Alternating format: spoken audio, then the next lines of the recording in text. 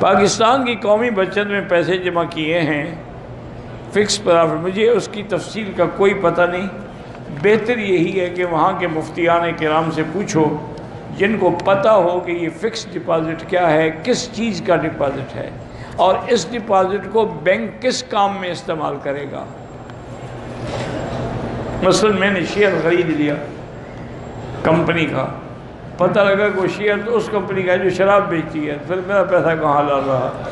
میرا بھائی اسلامی بینکنگ سسٹم جو ہے، اگر حضرت تقی عثمانی مدد اللہ اس کی تائید کرتے ہیں کہ یہ ٹھیک ہے، پھر وہ ٹھیک ہے، کیونکہ مسائل اقتصادیہ میں اس وقت میرے معلومات کی حد تک پاکستان میں وہ سب سے بڑے ماہر ہیں۔ علماء الحمدللہ ان سے بھی بڑے ہیں، ان کے اساتذہ بھی موجود ہیں، لیکن اقتصادی مسائل کو ان نے حل کیا ہے، اور یہ ان کا پوری امت اسلامیہ پہ احسان ہے کہ ان نے پوری دنیا کو اسلامی طریقے بینکنگ دیا ہے۔